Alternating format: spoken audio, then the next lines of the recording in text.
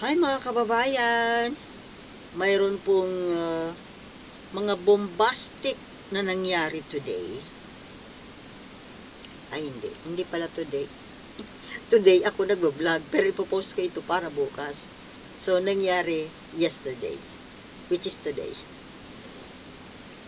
Malabo ba? So ito nga po, yung medyo isang kinakatakutan natin na mukhang yung baliw ay nag-uuramintado na. Kasi nga, di ba napabalita ngayon na may tumawag sa ilang congressmen at mga empleyado ng Congress na mayroon daw bomb threat. Yan bomb threat. Ngayon, kung totoo man yan, and I think totoo, alam na natin kung sino ang may gawa o gustong gumawa. Kasi 'di ba, yung doon ako magbabase sa mga nakaraang pangyayari na inaaway ng inaaway, sinisiraan ng sinisiraan yung House of Representatives. And then, nung nakaraang January 28, siya ay nagtalumpati na nanawagan sa mga military at pulis na sirain ang Kongreso. Anong ibig sabihin ng sirain? Paano mo sisirain ang Kongreso?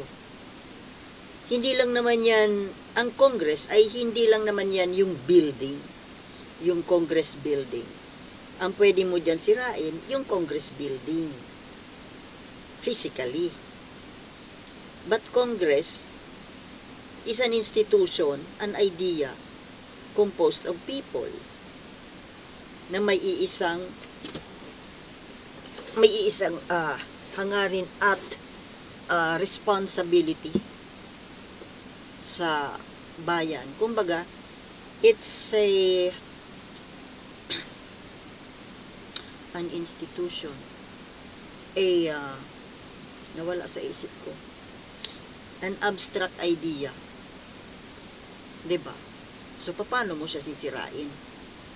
Ngayon, kung ang tinatawagan niya ay kapulisan at militar, ito ay mga armadong tao, armadong grupo na ang pwedeng gawin ay lusubin ang Congress building at i-seize yung mga nandoon, mga tao doon, mga congressmen, mga empleyado, whoever is there, or mamaril doon. Bakit? To take over? Pwede ba yun? Pwede siguro. Pag inagaw mo yung Congress building at sila na yung tumayong mga congressmen, di anong ibig sabihin nun? Yung government natin ay martial law or revolutionary government na sa pamaraang pangaagaw. Inagaw yung kapangyarihan. At alam natin kung sino ang may idea niyan. Na kung totoo man po ito na may tumawag sa ilang personalidad dyan sa Kongreso, ibig sabihin nag-uumpisa na siya. Inuumpisahan na yung kabaliwan, kahibangan. Biruin mo, bomba, tataniman ba ng bomba? Well, nangyari na po yun before.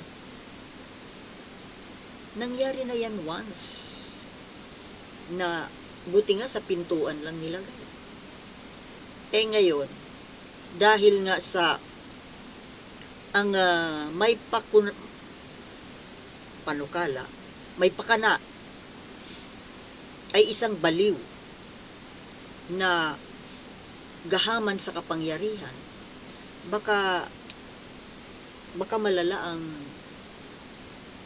ang outcome. Kaya medyo handa-handa po tayo. Basta tayo po, kung may mga mangyayari man na mga ganyang bagay, violence, karahasan, alam natin kung sino ang ituturo. At siguro ko naman, alam ng government natin kung anong dapat gawin. Ewan ko lang, ano na bang ginawa ngayon nung nalaman ito? Well, ang ginagawa lang nila ngayon, higpitan yung security. Sa palagay ko, hindi lang doon. Hindi kaya dapat magdadampot na ang mga pinaghihinalaan? Kasi ang linaw naman kung sino eh. Alam nyo, kagaya niyan, nanawagan na si General Browner na medyo maging alerto dun sa mga nakadistino doon sa Davao City. Dahil maaari nga naman po na may mangyaring gulo dyan sa Davao. Sa loob ng Davao. Kasi mahihirapan naman sila dito sa Manila. At least dyan sa Davao. Ngayon, kung ganyan na medyo may threat sa lugar, threat sa tao, sa isang lugar, na nandoon yung pasimuno ng gulo, yung baliw nandoon, maganda siguro kung magdeklara ng martial law. No, hindi naman sa buong Pilipinas. Doon lang sa lugar, kung nasaan naroon yung baliw. Kasi baka magtatawag ng mga kalaban, di ba? Iilan lang naman ang sundalo natin doon. Alam natin kung sino ang pwedeng papasukin doon. Barkada niya yung mga inchik, di ba? Komunistang inchik. At hindi ba? Dikit din siya sa mga NPA. At nandoon si Kibuloy na according to some, mayroong nag-expose na gun runner pala ito. At siya ang supplier ng mga baril kay Duterte. Dalawang puwersa po, mga maimpluwensyang puwersa at napakaraming pera na pwedeng gamitin.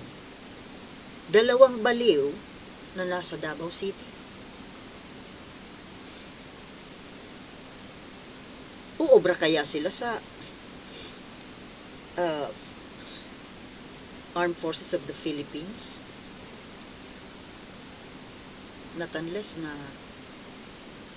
tumawag sila ng tulong from outside. Tayo naman yung mayroon ding natatawagan. Marami. Pero, ang ibig sabihin, itong nangyayaring ito po, mga kababayan, sobrang kabaliwan ito.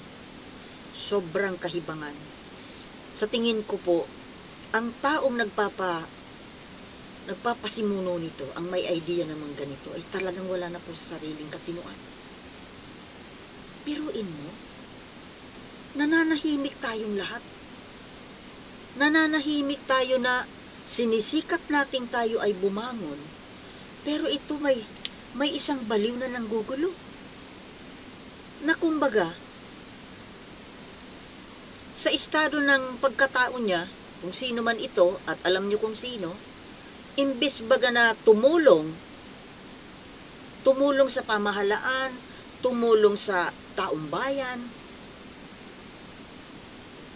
pero puro kahibangan ang naiisip. Pagkahibang po ito, talaga po nawala na sa katinuan. Baka, one of these days, malaman na lang natin na buang na to eh. Alam mo, parang may nakikinig-kida to ako na wag naman sana. Baka sa sobrang pagkadesperado nito, mag-uramintado ito dyan sa Davao. Baka mamaril na lang yan dyan. Kaya kuwi daw kayo dyan, mga taga dyan sa Davao. Medyo tago-tago po. Kasi baka talagang tuluyan ng mabuang ito. Ang dami niyang baril, baka maya mag-Rambo yan dyan eh. Mag-ala Rambo. Kabi-kabilang baril oh. Tapos mamamaril na lang dyan ng sinong makita niya sa pagkadesperado. Pagkatapos iba ka magpakamatay. Wag naman sana, di ba? Kaya nga, siguro, kung sakaling napapansin na natin na medyo may namumuong rebellion o armed uprising dyan sa parting yan ng Mindanao, baka pwede nang magdeklara ng martial law dyan sa specific place na yan, not the whole Mindanao, dyan lang dyan sa lungsod ng mga baliw. Bakit mga baliw? Kasi yung namumuno dyan na nag-umaastang hari at Diyos, yung isa ay umaastang Diyos, yung isa umaastang hari. Parehong baliw.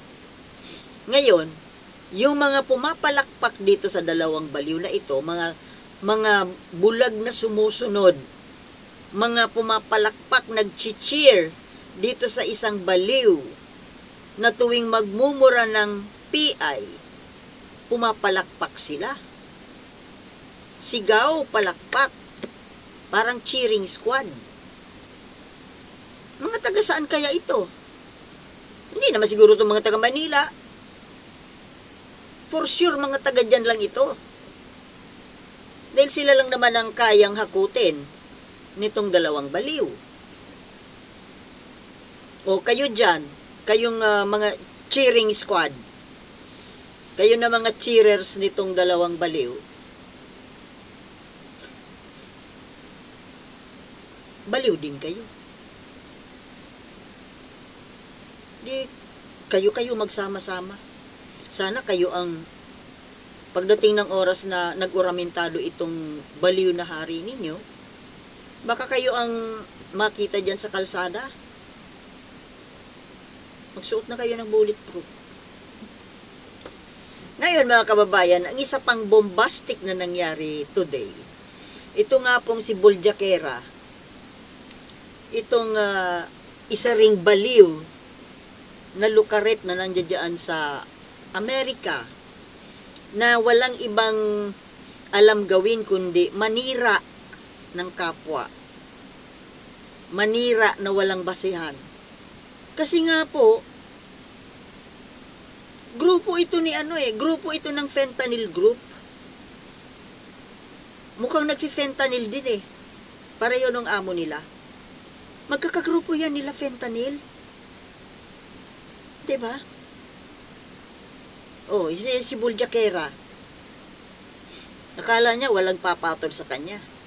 Akala niya hindi siya kakasuhan kasi nang didare pa siya na kasuhan siya dyan sa Amerika. O ngayon, kinasuhan siya sa Amerika ni Abel Bacudio, kababayan ko, kapwa Bicolano. O diba, kinasuhan siya. Akala niya hindi siya papatulan. Tuwang-tuwa siya na kahit na pugutan niya ng ulo, hubaran niya ng ang pagkatao nitong first couple, lalo na si First Lady. Sige lang siya kasi alam niya na hindi naman ang mga ito papatol ng away.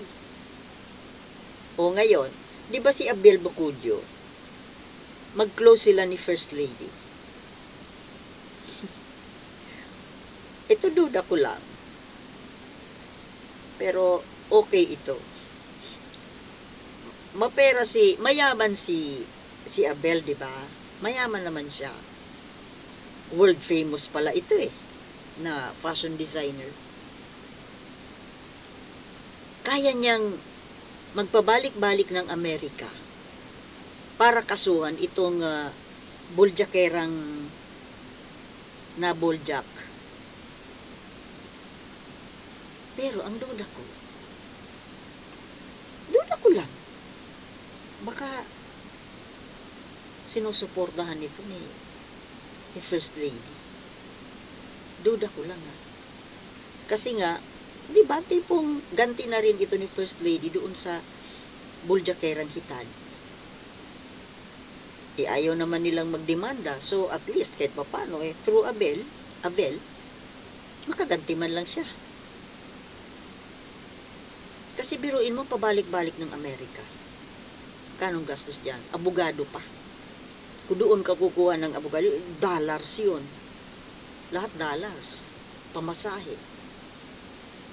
Kaya ako, duda ko lang, may assistance yan ni First Lady. Which is, hindi ko naman hindi ko binapatikos. It's okay. It's fine. Naisip ko lang, na maaaring ina-assistihan ni FL, si Abel. Okay din lang. Ako nga, mas gusto ko na bigyan niya ng leksyon itong hitad na ito dyan sa Amerika. Naiinis nga ako dito sa mag-asawa kasi wala naman silang ginagawa. So, at least ngayon, kahit papano, kahit na iba ang magkaso, at least nakasuhan. Kahit ibang tao, through ibang tao na lang. Magkaroon man lang may stress man lang ng konti itong hitad na ito na ang sobrang mayabang. Napakayabang May ipinagmamalaki. Hawak kasi ito nila mga grupo nga ng fentanyl. So, yun, isang bombastic na issue. So, yun lang po mga kaibigan, short video lang po kasi, ating gabi na. Kaya, see you next time. Ang dami-dami pong pwedeng pag-usapan sa ngayon. Ang dami. Ang daming mga nangyayari sa bansa natin. Grabe talaga. Okay po mga kababayan, so bukas, sira ang computer ko Okay, see you next time and matulog po tayo ng mahimbing. Peace.